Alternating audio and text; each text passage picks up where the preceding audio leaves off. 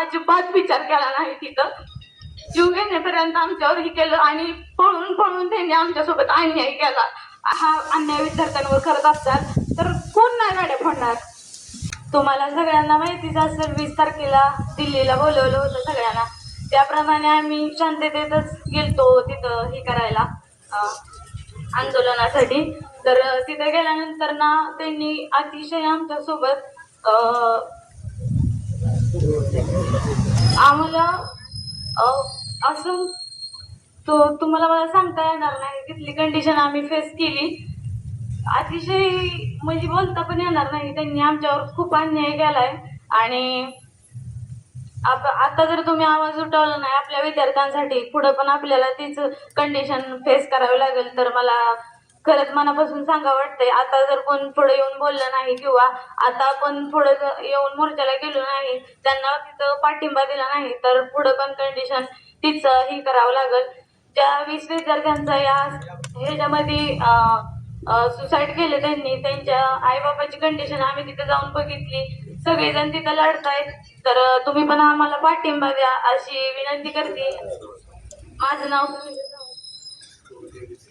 मी तिथं होती. मी तिथं प्रत्यक्षात सगळं आजमवलंय. तिथलं सोशल मीडिया सगळं बंद करून टाकलेलं. नेटवर्क नव्हतं. आम्हाला तुमच्यासोबत काही सुद्धा कनेक्ट करता येत नव्हतं.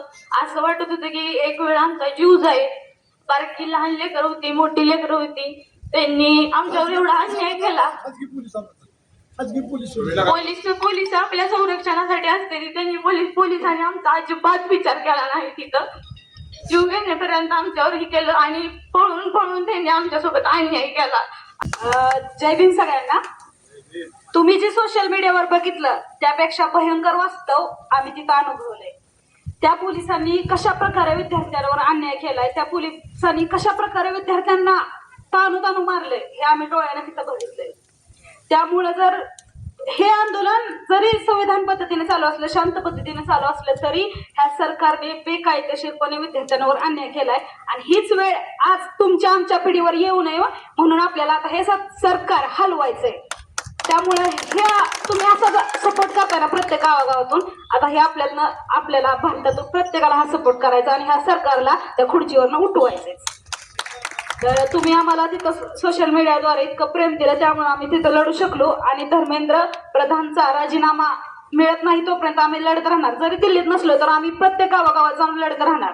आणि तुम्ही पण असे साथ द्या. जय हिंद.